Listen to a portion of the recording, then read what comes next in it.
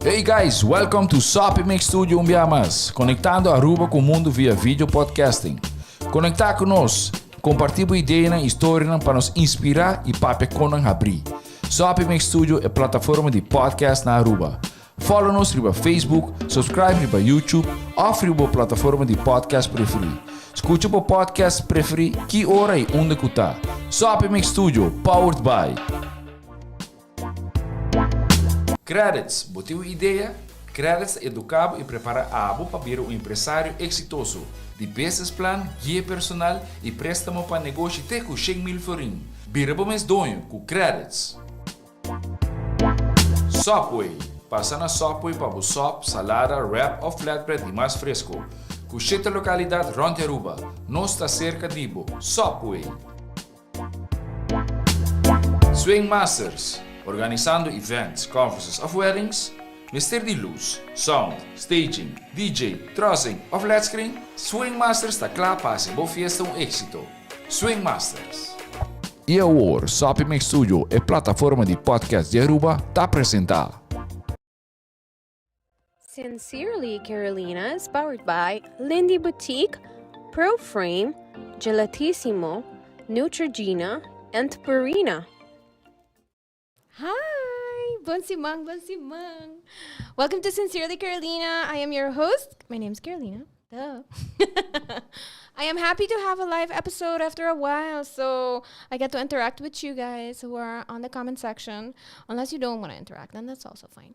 But thank you for tuning in, and I want to start off by saying thank you to Sopi Studio for making this possible, and of course to their sponsors, Credits and Subway.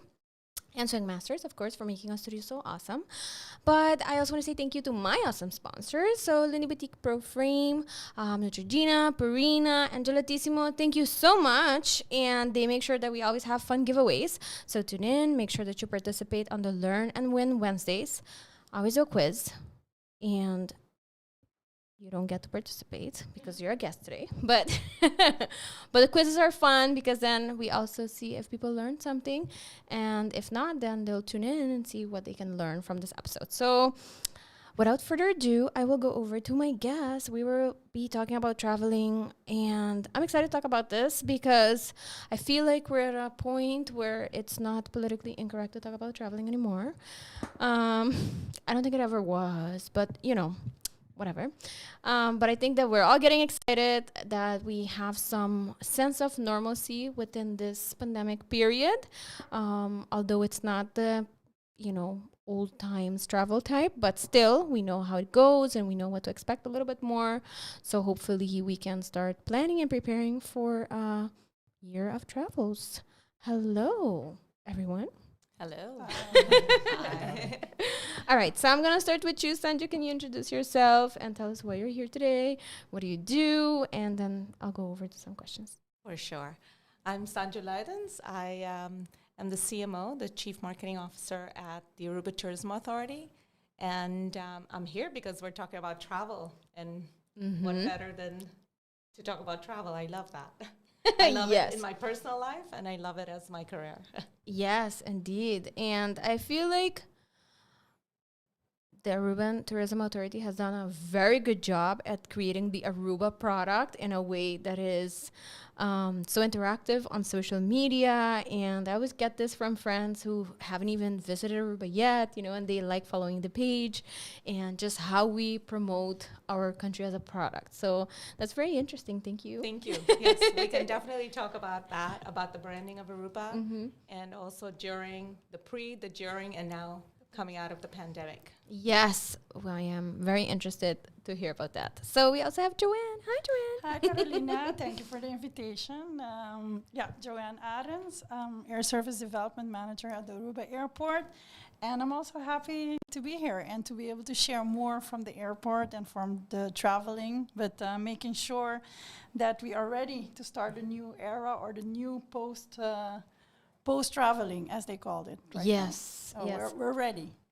Yes, I like hearing that. And we have a very Instagrammable, famous traveler who I absolutely love following because he always posts very interesting, not only stories, but posts, but you also share a lot of tips and places that you should visit. So thank you for being here. Can you introduce yourself? Of course, Carolina, thank you for that introduction. My name is Ryon Dijkhoff. On Instagram, indeed, I'm the Aruban traveler for a few years, and I've been promoting that tagline a few years now, and also I have translated that into my business recently, which is Maison Ryon Jewelry, and by profession, I'm a manager in audit at Grant Thornton as well. So that's nice. So you get to work hard, but also have lots of fun. So that's really nice. And thank you for sharing that. I mean, I think it's very motivating, especially when we live on an island, to look at, the process. You work and you put in the work, and then you get to go have some fun, and especially travel and explore. So thank you for that. All right. So, Joanne, I'm going to go right over to you. So can you explain to us what your job really is? I mean, you said it like a really fancy thing, but can you please explain what you actually do and what is your job about and what you actually do for us as a country, but for tourism? Tell us a little bit about that. Yeah, I think it was very complicated. We tried to explain, but indeed it's quite complex. But in a nutshell, we work very close with the Aruba Tourism Authority because you have to imagine you have the destination, but the travelers need to get to the destination. So that is our role as the airport in terms of air service development. We are the ones that are in contact with the airlines. We do different research in terms of the network and see what are the potentials out there, potential markets that we would like to tap in. Again, all guided by the Aruba Tourism Authority, who is always the first, or even our other stakeholders as well, indicating where do we see a potential increase in demand, where do we see more traffic coming from. And it is our job as an airport to make sure we have the connectivity and restore. In this example, post-COVID, that was one of our main responsibility, to make sure that we restore all our connectivity. So that's very brief in a nutshell. We do a lot of research. We do business cases. So we're always in contact with the airlines to see how we can increase our non-stop connectivity to Aruba. Nice. And I like hearing that, how you work together with lots of research and data, because we get to gather so much of it and we actually put it into use. I mean, anytime I think of a very modern organization on the island, I do have to think about ATA, because I feel like they do such a good job at translating information into action and action points and plans. So can you tell me a little bit about that and the Aruba product? How did we get to this? Most definitely. Going back to what Joanne was saying, it's very important. We work, on a daily basis. Joanne and I speak on a daily basis, as if we are, colleagues from the same company, same destination. And the good thing is that whereas she has the contacts with the network people, so the people who do the scheduling of the flights, we have the contacts with the marketing people. And we also look at demand, where we see demand coming from. So we look at different sources. We look at trends that are out there in terms of what people are doing in terms of travel. We look at, of course, all the viability of travel, so the economics in that country, the desire for travel, the destinations that are competing against us in that market. We also look at real-time data. So you talked about data. Through our agencies that we work with in the US, for instance, and we do this in Latin America as well, and in Europe. We look at search demand. So when people are searching for product Aruba, if they're searching for competitive products, and it was very important to use this data during the pandemic, and especially now as well, because we can turn on and turn off what it is that we're marketing and where we are going. So we see that. We also see the data of the people that come to Aruba, so how many people are coming. And we also talk to Joanne and to the airlines, what they're seeing, which feeder markets are feeding into those hubs, and how we can then go after them. So we do that together. And then from there, what we do is we create marketing plans. together with the airlines, together with the entire, what we call the distribution channels.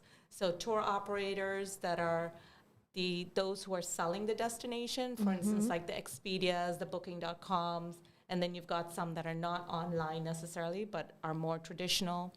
We also work with the airlines. We work with travel agents. So we put all of that to work, that whole machine, and then we promote the destination as such to attract more people to the destination. Which is amazing. I mean, I think that we are doing a very good job at it. And now we can all hear that a lot of work goes into it. And it's so many moving parts, right? Most definitely. Yes. A lot of moving parts. And what I'm saying is just a fraction of what it is that we do. Because we have all our communication channels that we use, from public relations to influencers like Ryon, and to our advertising, which is all digital advertising. So from paid search all the way to display advertising that we show. And then that is on the marketing front. So that's on the marketing machine. You talked about the product Aruba. Of course, it's important to maintain product Aruba as well. We're seeing a lot of trends out there where people are now post-pandemic. They're very much more aware. If they were aware before, now they're even more aware of the fact that they're looking for sustainable travel. So we need to take that into account as well moving forward. You know, we need to take on that opportunity that we've been given to press that reset button and go forward in a sustainable way. So that's very important on the product side. Yes, indeed. Very nice. Thank you. So, you know, you mentioned you work with all kinds of forms of marketing, including influencers. And yes, Ryon shares his travels, but he also shares a lot of product Aruba as well. I think that you're a very good ambassador for the aspect of, you know, as a young traveler, especially, things to look out for. How is it like for you? And I mean, you know, we were talking about this earlier, and I talk about this with friends. Social media is like, I don't want to call it fake world, but you make it up, you know, it's an image where you share whatever you want to share. So of course, this is not like real life. Ryon is not traveling every single day, and he's not like doing fun stuff every single day, but you do a very good job at sharing these things. So can you tell us a little bit about how did you get into that, into influencing for Aruba, but also taking it further and taking it, you know, becoming this person people go to check out places? Yeah, you know, I think it became just as everyone. I think my interest to travel was always very vivid, and that curiosity and also that time, space that I lived in, no? Because we lived in the pre-iPhone era as well, and then you have the iPhone era where you had Instagram and you had Facebook. And I would remember when I went to Holland to study and I would want to visit different places in Europe, and I would look for recommendations, and it was different. It was not like today. I mean, Sanju can agree with that. The data that you have now is not the data that you had at the time. So at the time, I would travel with my camera, and I would just take pictures, and I didn't have a platform to share it. And then afterwards, I've always also attended photography classes at the Vrije Universiteit van Amsterdam, and there my photography skills got even better. Not a photographer by all means, but by hobby. And by doing that, I think I wanted to share initially when I started just with my friends and what recommendation I would suggest them. And I think one thing I'm very passionate about and also think is when you travel, for me, it's about experiences. And what Sanju just said about sustainable traveling and also getting that data to gather that experience for the visitors is very important. So how do you get that information to people? So of course you have different marketing campaigns that Sanju and the ATA is very well in. But I mean, if you have other people and real people also connecting with people online, it's really important. And for me, you know, I started it as a hobby to just promote my photography and build this online persona, the Aruban traveler, promoting Aruba and traveling. And it has become very known. And I think it's something that a lot of people check out. For example, what you just said, I give recommendations, and then when I travel, they get them and they go. And then, you know, that experience that I had, they have it too. And for me, that ripple effect is what's rewarding, because I'm not benefiting from it, but I think it's very important to share with people experiences and also happiness. And I think that's what life's about. Very good. Yes, I think you said it very, very well. And indeed, I think that, indeed, we are living now in a very social media world. So everything is in the tip of our fingers. And I can imagine that for marketing as well, it's a different world too. Like, how do you work with that, right? Definitely. So personas like Ryon, what we do is we go after certain influencers. We negotiate with them. We bring them to the island. Of course, we look for certain profiles. They have to have the right profile. When I say that, I mean the audience that follows them, and has to be of the audience that we are looking for, because we don't just market to everybody. We're very selective as to our audience. You find out their demographic, their geographic areas. So you determine a number of criteria, let's put it that way. And then what you do is, through these influencers, you reach a different audience. You reach an audience that fits your profile that you're looking for, but you reach them through their audiences. So you expand upon your audience, and you're giving a different platform for them to share experiences, like Ryon was saying. That is exactly what it is, because they don't want to necessarily look at just flat advertising, and that's not what it's all about anymore. It's about, okay, what did Ryon do? Yes. Where did he go? Did he find a little nook or a small little place where he could get something to eat? Who did he meet? And it's part entertainment as well. So that's also another thing that people look for, the entertainment factor. Yes, and I feel like it also builds on that trust level. I mean, I personally, I'm a kind of person, when I book stuff, I really like to book directly. So I usually book directly from like the airline, from the hotel.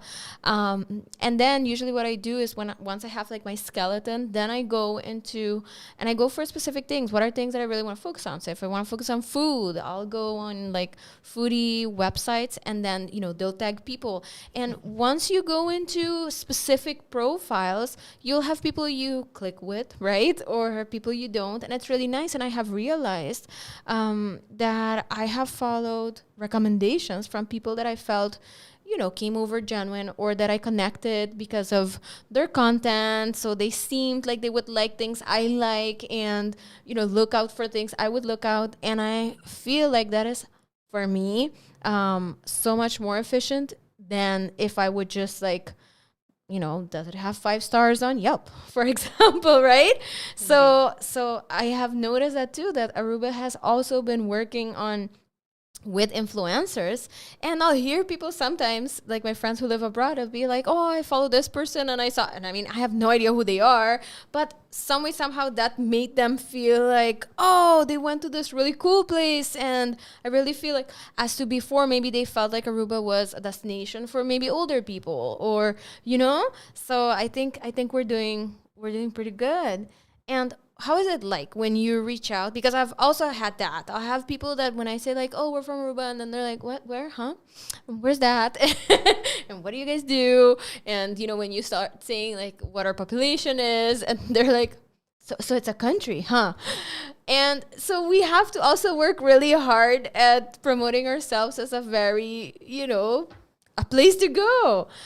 So how do you get maybe those influencers that may want to go to places like, I don't know, Santorini or whatever? Like, how do you get them to choose Aruba? Other than, of course, their criteria and demographic, I can imagine that it goes both ways, right? The good thing is that there are a lot of influencers out there. And great, okay. You negotiate with them. And you create a program. It's okay. a business. It's a business. Okay. And that's how it goes. Okay. So you have to pitch it. You have to negotiate. There's a contract involved. There's everything. Nice. So that's how it goes. But indeed, the experiences and the recommendations, you see that a lot of people go towards that. So it's definitely an effective way of working. We saw during the pandemic that a lot of young people came to Aruba. A lot were influencers. They came on their own. Okay.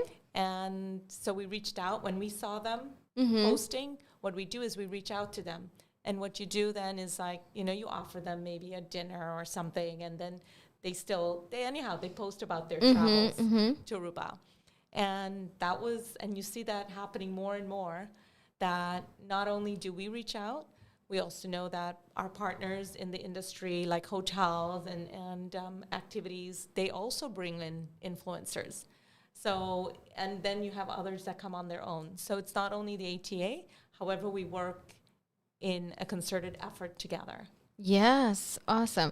Do you have numbers? And I see that you have some notes with you, so that's why I'm asking. But do you have numbers as to like what the demographic of travelers to Aruba is right now? Are we pushing to change that? Are we? Okay, I can talk a bit about that. Before the pandemic, you would have seen like an older crowd, but it was nicely divided between the 30 to 39, 40, 49, 50, 59, etc. We've seen a drop-off, quite a drop-off in terms of those 50 and above. Okay. So mostly in higher, like 55 and above, you see a drop-off there. And you see an increase in those between 30 and 39. So you're seeing a younger crowd, but you are also seeing those diehard repeaters that want to come to Aruba and have been to Aruba. You see them coming back. I mean, Joanne can speak to this as well in terms of travel nowadays. It's digitization on steroids. So the whole process has digitalized. It was like that before, but now it's even more. And then the requirements for different destinations to travel to, people have to fill out forms. They get nervous when they're older people. They're not as tech savvy. So those are things that are all, inhibitors that people feel a little bit shy to travel. The pandemic remains, do I travel? Do I not travel? Do I remain in my country? So I think we've seen a lot of that as well as deterring factors. Yeah, I think you guys really tapped up on very important points. And for us, it's also, we need to also, from an airport perspective, see how we frame this new customer experience. Because like Sanju already said, we're moving faster on steroids, as they call it in our airport industry or aviation industry. It's how you create that future proof.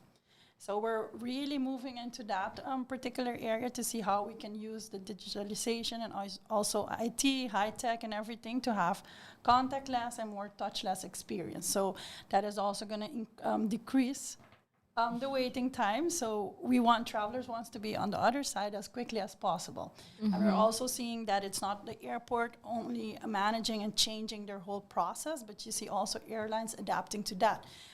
All of us wants to bring back the magic in flying and traveling. So that is as number one assignment that we have right now.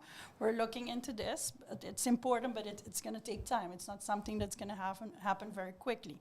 What I can say in terms of network connectivity, we have around 25 airlines, and we have more than 30 non-stop connectivity. So for a very small island, like you mentioned, very low population, we are one of the best well-connected island in the Caribbean, and not only to the U.S., but Latin America, Europe, etc. So, and I believe that the pandemic really demonstrated how powerful the destination is, because we are one of the only islands that have their connectivity from the U.S. over 100%. For the Latin America, it's less, it's between 75 and 80%. So we can say that we did not lose any routes after the pandemic. Very quickly, we reconnected our connectivity. So that, having said that, we're in a very good position right now. The only thing is we would like to diverse the markets a little bit. So that is what Sanju said, that we have the repeaters, or you have a very strong base of Northeast. So you have Boston, New York, but we really want to look into new destinations. I believe that the data is also strong, but we also need to remember that we're not using historical data anymore. Our success and our way of doing business moving forward is really being proactive. Proactive in the sense, looking at the airlines, where they're shifting capacity at, how are they developing their network connectivity. I received from someone, I think it was you, sent me a link that JetBlue cut about 17 routes. Yes. Caribbean, Latin America did not cut any Aruba routes. Nice. I need to highlight that these were routes that they really introduced during the pandemic. So they moved a lot of capacity to Florida, the South Florida markets. But now we see again the ones that are very strong, they remain. And that is what I wanted to say in terms of the repeat visitors, that we see there's a strong base there. Yes, and I do feel, that is something that, so somebody asked, I posted like the question box in my stories, and somebody asked me now, because they know that, not just digitalization because the future, but because of COVID, there's more forms and stuff you need to fill in. They asked me, like, is it worth it? And I said, yeah, I mean, it's always worth it to just take a break, and just go somewhere else. But also because it's easy for us we have options, where you can fly directly to a lot of places. So it's really nice for us as well. But it also, I mean, I'm the kind of person that, like, I'm not afraid of planes or anything, but I just want to get to my destination as soon as possible and as quickly as possible. So I do appreciate and I like that we have so many options that fly directly. But we do not need to forget that most of our carriers are the full service carriers. So I'm talking about American Airlines, Delta, JetBlue is a hybrid one, but you have the big ones. And we do have connectivity from 5 main hubs. So it's not just like that. Yep. They're going to be shifting their capacity and they're not going to do the hub operations anymore, and they're going to change their business model into a low-cost carrier. We also see that there is a strong appetite from low-cost carriers to Aruba. That is also something we need to review. There's a lot of data, or there's a lot of talk out there. No, but low-cost carriers being cheap tourism. That is not. There's no strong data That suggests that. backing that up. So that is also something that we're trying to change. As an airport, we also need to adapt our whole process for low-cost carriers. They have other requirements than a full service. So these are all options that we are certainly looking into right now. Yes. And I do have to say, I traveled last year with my dad, and it was just us two, and it was not like a planned vacation for fun, because I don't think he would have done that during like the pandemic, just for fun. But we had to go to the doctor to Colombia, and I'm in healthcare, so of course it was like a very obvious choice for me to go. And my mom was like, I'm not getting on a plane right now, I don't want to get stuck anywhere. And as soon as we got back, he was like, I don't know how I feel. And I was like, why? And then he's like, I would like to think I'm a relatively smart person. I'm well educated, but I don't feel like I could have done all of this without you. And I'm like, really? And then he's like, yeah, like you had your laptop on you on your phone. And, while I was trying to figure out things, like you had it filled in like real quick. So, I mean, I didn't feel it. Of course, I do realize that there's more stuff I need to have on my checklist. But in terms of, it being an issue for me, but it was for him, to the point that he will think twice if, he wants to travel with my mom, if it's just, them. And that was very interesting perspective, because then I thought about it. Our tourism in general, or we had this image that, was the older crowd. And I wonder, like, how are they doing? So, so it's interesting to see that the numbers do suggest that there's a change. I must say that, with the pandemic, we also adapted. We adapted internally at our organization.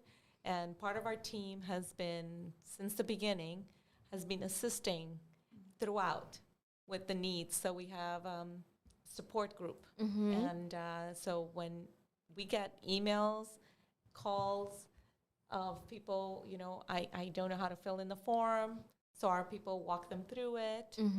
The idea is not to continue doing that forever, but the idea is to at least bridge them through it, because things change so much, and they continue to change. And hopefully we are now on our path forward. That's what we want to think, getting to less requirements, but yet maintaining that safety and health and safety at front and center.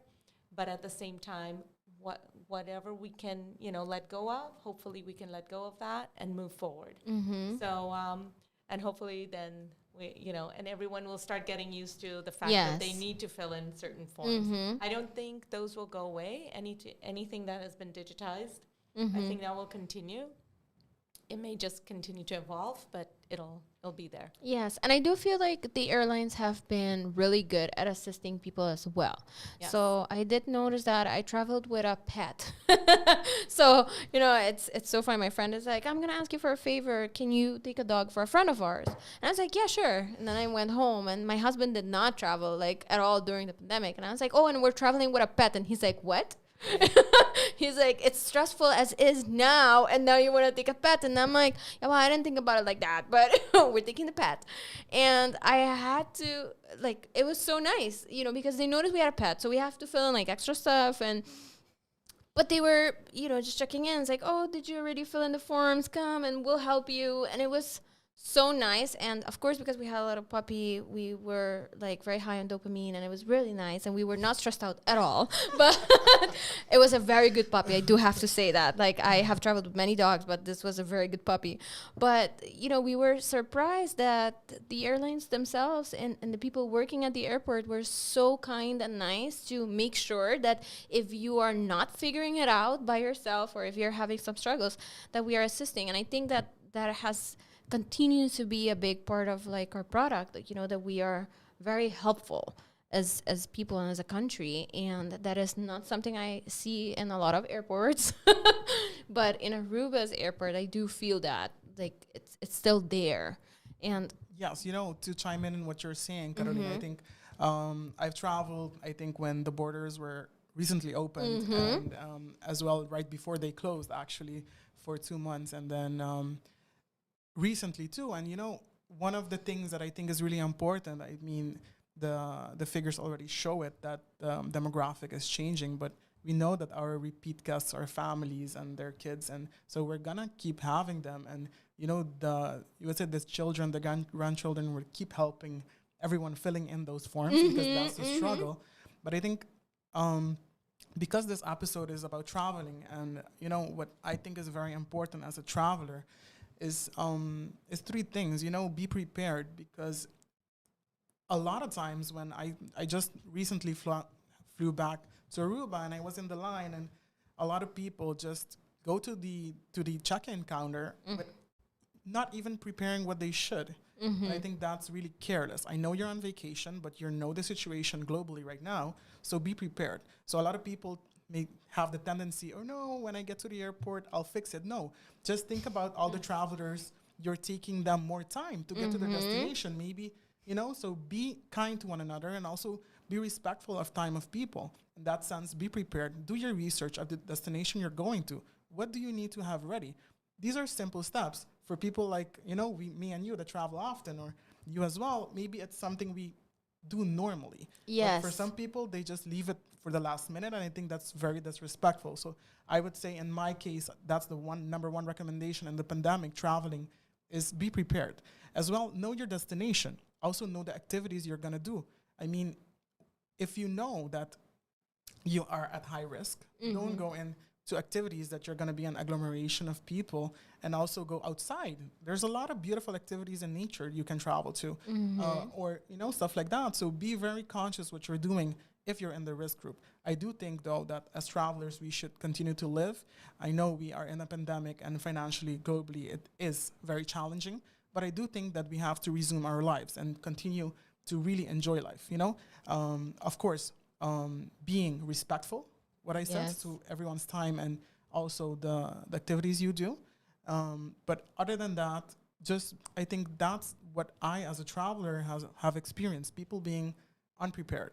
And if you're unprepared, then bad things happen, right? So yes. I'm looking at Ryon because you would be, I'm going to invite you on a Saturday morning, and you can join us at the airport, because you would be surprised how many travelers they reach at the airport and they go blank.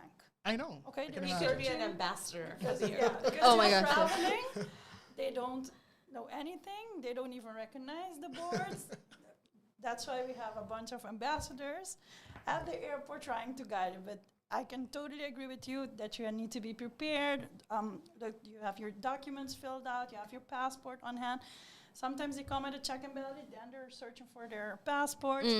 It's just, I think it's that vacation feeling that people just, their mind goes blank. Goes blank. No, I mean, we all our minds go blank. I mean, you're on vacation, of course. It's but it's incredible. But I think then the airport is doing a great job in providing that assistance to them. But can you imagine if you didn't have to provide that? How faster everything would go, and how quickly everybody would get to the gate and then to their destination. And I think all of those things are based on efficiency and respect to the other traveler you're traveling with.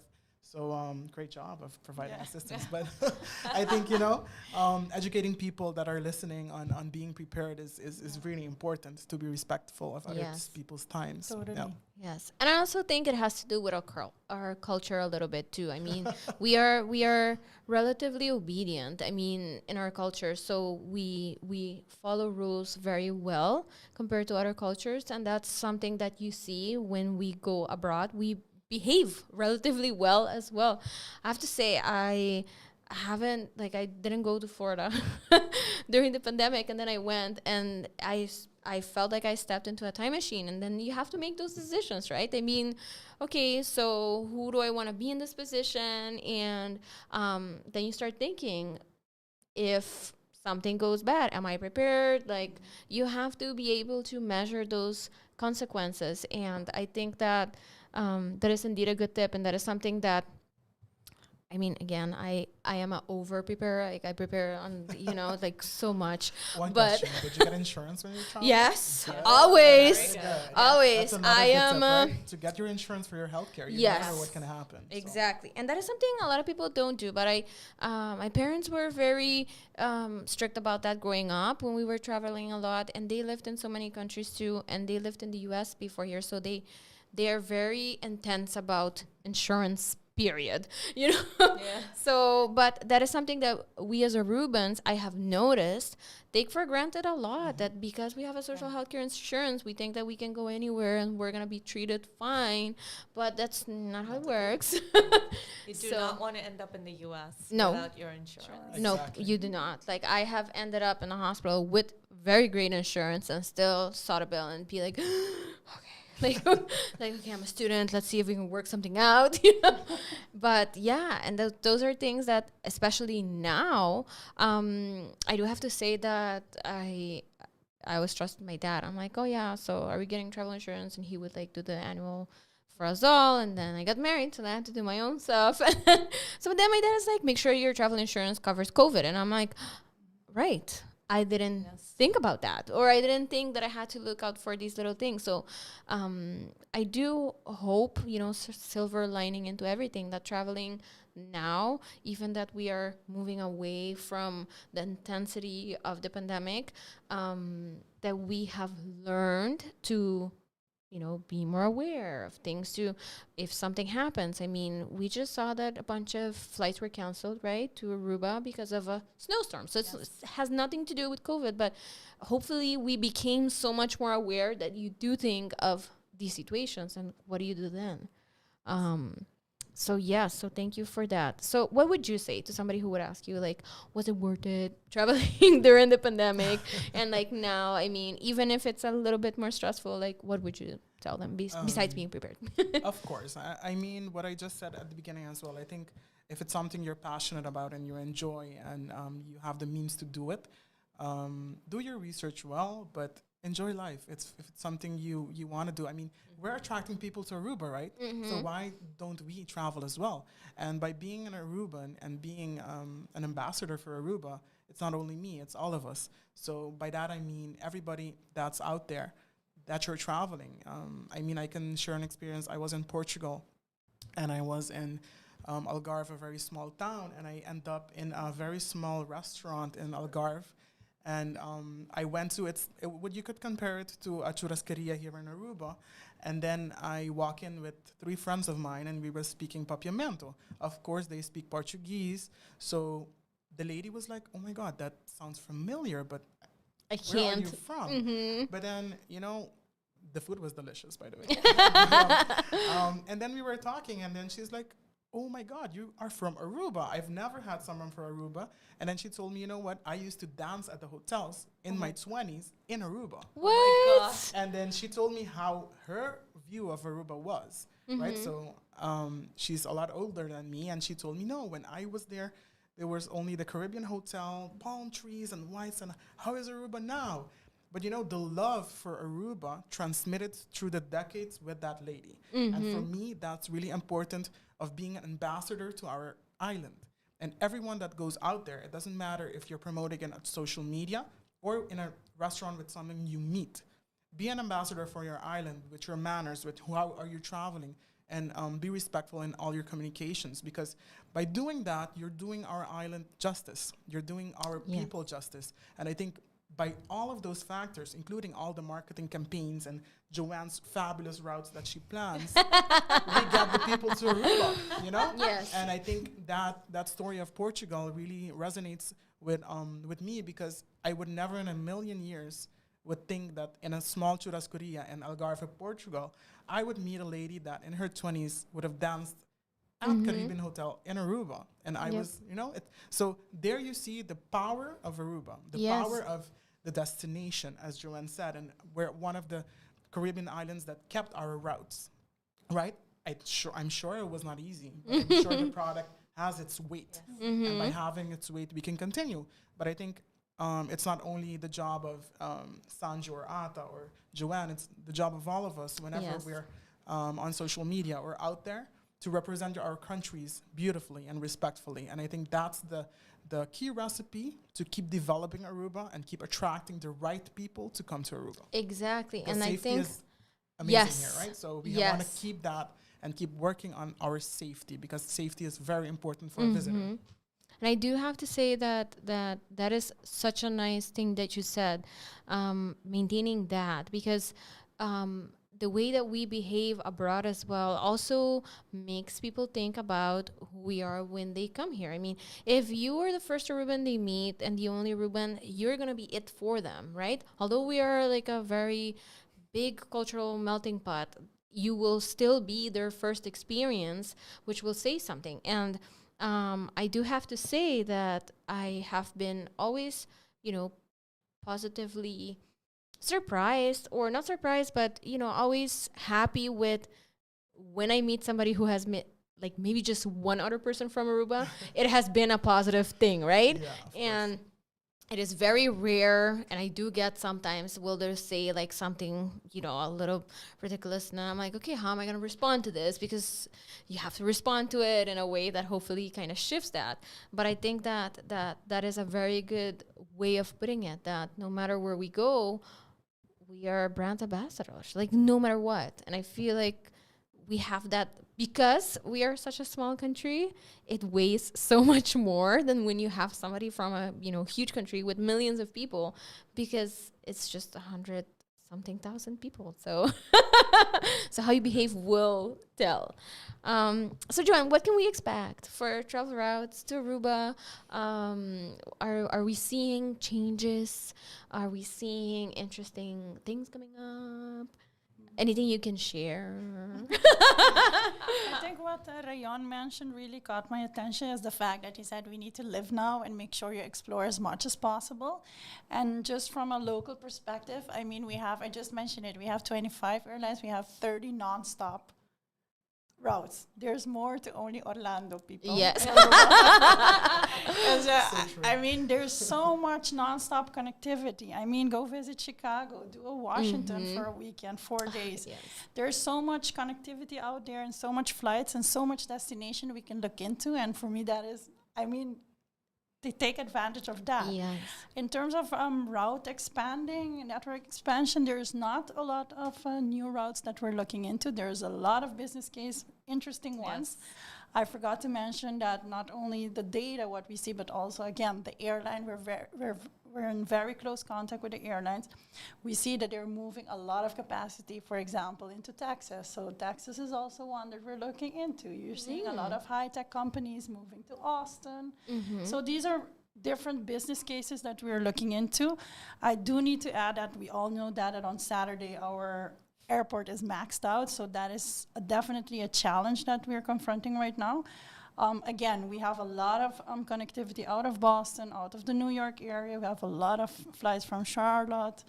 So we need to look into that and see which ones we might be able to change for another destination as we look into diversity. These are all points, again, that we need to look into. It's not just like that we shift capacity from one end to the other.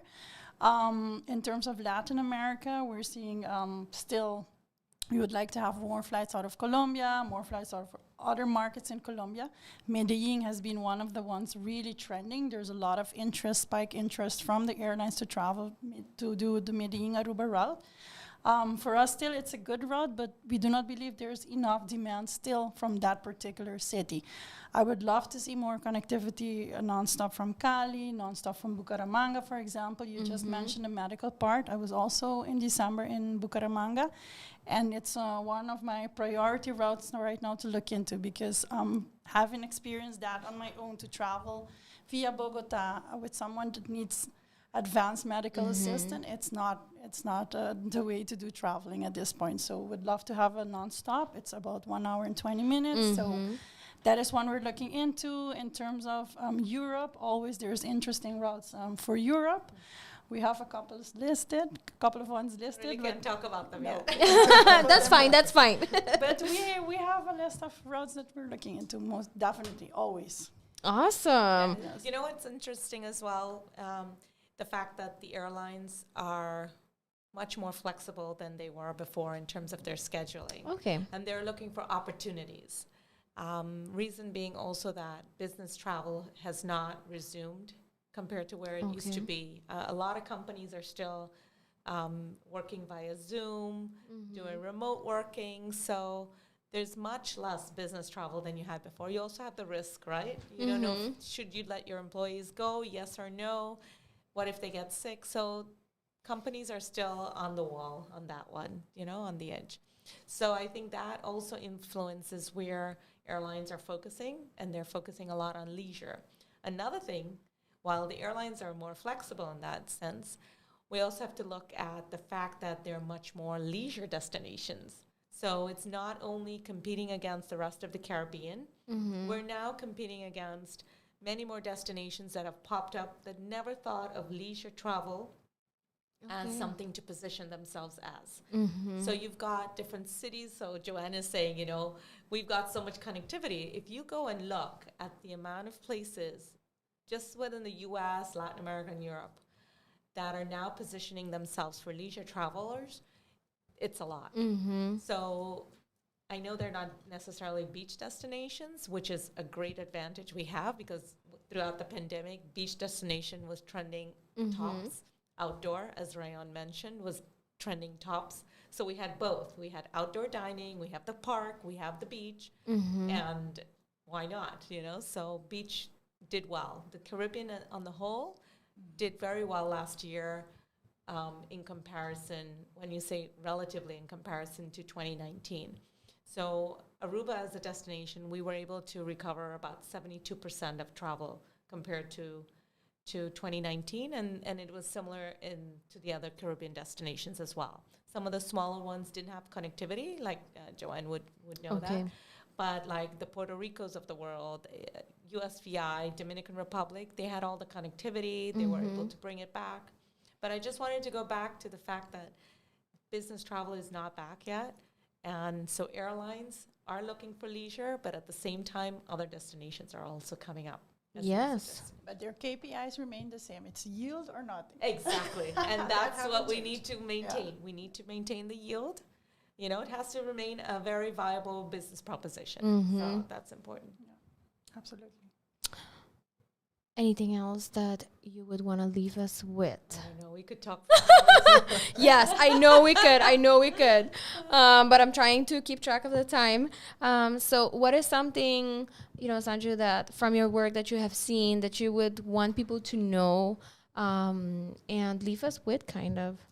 Well, you know what? I think look at the consumer that's out there. It doesn't necessarily mean the demographic, their age, but look at the consumer behavior, how it's changed. How has the pandemic evolved the consumer? We're seeing different trends. I mean, the flexibility that they've been allowed. Remember, the U.S. doesn't allow for a lot of vacation days. Now, a lot of people are still working remote or from home.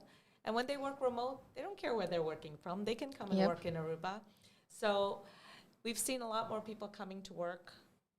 We had that workation program. So it doesn't necessarily mean they're coming to spend 30 days, 60 days. They could even come for a week. So they have more flexibility in their schedule.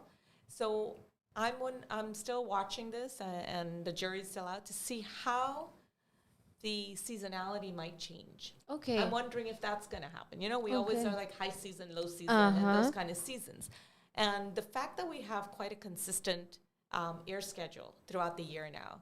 You used to see in the past, you would see the percentage of air seats we had in the winter season compared to the summer season was dramatically different. Okay. Now it's pretty much consistent. Okay. So it allows for people to travel and just plan whenever they want to plan. They hardly plan. They take last minute, you know. Before our booking window used to be 90 days average. People used to plan 90 days in advance to book to travel. It changed? Oh, yes. A lot now? It's 30 days. Even with like the pandemic and stuff? Now it's last minute. Now it's last minute. Really? Because they don't know what's coming next. Okay, interesting. Who could have told you that Omicron was going to have such a huge impact? You know, the main reason people didn't travel was because they themselves were sick. That was the reason. They couldn't travel. They were testing positive. You can get on a plane. So we got cancellations. But now, all of a sudden, February is picking up. And then what we had, like, for instance, last year, the summer was tremendous because the cases were down. So we still have to see how flexible work schedules are going to allow for travel. And I think it's a great opportunity. Indeed. And when people come and stay longer, another thing that's nice, why not learn something? Going back to Ryon, experiences. Why not teach them, have a crash course on papiamento, Aruban cuisine, or I don't know. People come and they do kite surfing and then they work from the beach. Yep. So they're learning a new skill. So there are a lot of opportunities when it comes to that. So nice. Yes. we can think about that. Yes, indeed. To build on Sanju's comment, I think it also has to do with the fact that the airlines are more agile and flexible in terms of air tickets, airfares, and That's moving and driving the traffic through their particular hubs. I get this question a lot. What are the best days to search for tickets? So Please share. I mean, if there is a best day, please share the best day. I would say on Tuesday and Wednesday. Those are the answer we get from the. I see Ryon like this. So definitely I also one do Tuesdays after 2 p.m. who's surfing the net on Tuesday, but it's definitely work right now to doing a good research. You do a good research, you get some very, very good ticket fares.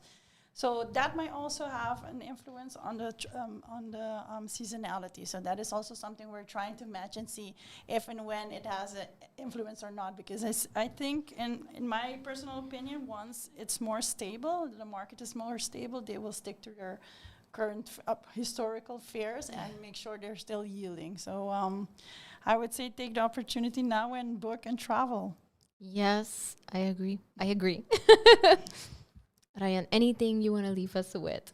I think it was a really interesting talk to see a lot of perspectives from Sanju and ATA and also Joanne from the AAA.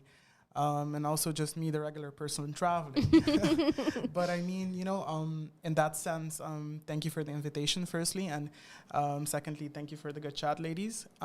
And what I would leave everyone with for traveling, again, I'm a person that always says, don't let life surprise you. Life will surprise you, the good and the bad and the ugly. But, be aware of your surroundings always when you travel. Be safe and protect the ones you're traveling with. And also be very aware what you're doing abroad. In your travels, have fun by all means. And in Aruba, be an ambassador on island and off island. And by that, we can all contribute to our island. And being what Sanju just said, I think there's a lot of potential in different experiences on island, and a lot of people are doing great things of creating those experiences. And I think if you have listeners right now that are thinking what Sanju said, I want to bring an experience, by all means, look for it. Join great people. There are a lot of people that want to do stuff like that in Aruba. So start your own experience and offer that to the tourists. And there's a lot of platforms nowadays where you can do that. You have Airbnb experiences, you have Travelocity, and you have a lot of places you can just go on and then book an experience. So be creative, be an Aruban ambassador, and create an experience you would like to experience abroad. And I think if you have that recipe, we can just continue building on the great product we already have.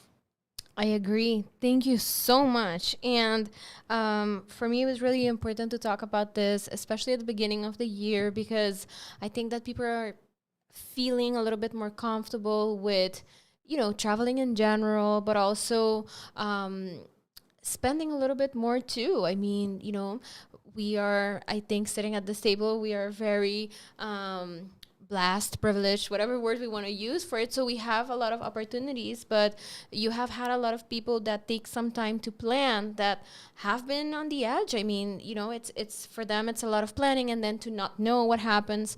But I do feel like we are moving towards where you should feel more comfortable with that. And like Joanne said, explore. I mean, I'm like a big on exploring. I lived in the Central Florida area, so of course it's my second home, and I do try to visit as often as possible. But you have to mix it up, know new places, figure out new cultures. I think that is also nice, makes you grow as a person and become so much more empathetic, and just happy in general. Anytime you learn something new, I swear it's like you just become more happy. One more question. Oh, a question. Okay. Ryon, where are you traveling next? Ooh. Do you have plans? Yeah. Actually, I have a few destinations in mind. Just like you guys say, I can't divulge anything. No, but actually, I'm looking. No, actually, I want to go to, because last year I was planning to going to Europe again. I lived in Europe for 10 years, but of the situation there, I was not planning to. But I wanted to go Europe, Middle East, and Asia. So also Australia is on my list. Also, a friend invited me over to Norway to go close to the North Pole and see the Northern Lights. So let's see where I end up. Okay. And then, so if you don't follow Ryon yet, I do encourage you to do so. So just depending, but I think I look for nature. So I think anything that I do, I will look for a combination of city and nature. I love museums, and I enjoy that, good food and nature. So that combination will always work. All right. And you, Sanju? Well, I'm going to another island, but that's, I won't divulge which one. But that's an already done deal, but that's a family wedding. Oh, So that's I will be nice. attending. That's really, really nice. Traveling for Joanne? weddings. I like doing that too. Yes. Do you have any plans, Joanne? I'm going for work. No, for work, I'm No. leaving in a couple of weeks for San Antonio, because there's where we have our one-on-one meetings with the airlines. So we're meeting up after 2 years in person with the airlines, nice. finally. So we're extremely excited. Certainly have a lot of big plans and business cases to run through. So we're excited about that. On a personal level, I'm going in May to Medellin. Ooh. And in September, I want to do Europe as well. And I'm thinking about doing the Camino. So that is something on my list. But then a very short one, because it's very challenging. Yes. So doing the one that Hey, starts it's your in first one. Portugal. So, Yeah. Oh, wow. yeah. And I've been Nice. to Algarve. It's very nice. It is. All right. Well, thank you so much for coming in today and just having this conversation.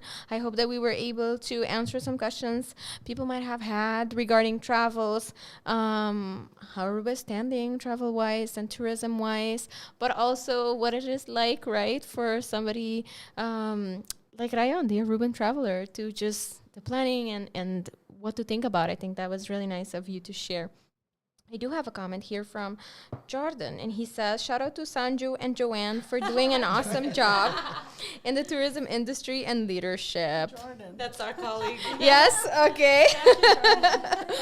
Yes, but thank you indeed. I mean, I already said that at the beginning, but I want to say that again. I do feel like for however small we are so good at, like our airport is so good. And I hear this from a lot of people who have traveled, and in my experience as well, to bigger cities and bigger countries.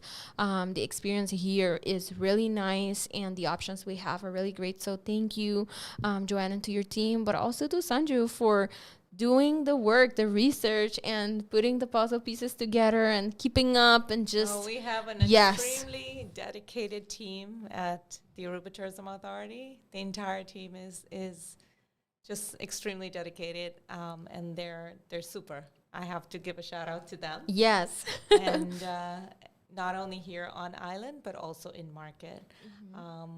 We've been like octopuses over the past 2 years and become experts in all different areas. So a big shout out to all of them. And thank you, indeed. Big shout out, because I want you to know that we are looking at you and we see you, okay, the work that you do. So thank you. All right, and to our listeners, be pending for Wednesday. I do not know what the question is going to be yet. So I'm going to probably re-listen tomorrow, and then I come up with a question. I might run it by you guys or not. I sometimes do, I sometimes don't. But thank you for tuning in. Thank you to our awesome sponsors. Again, do let me know if you have any other questions that we might not have answered that you would want any of us to answer.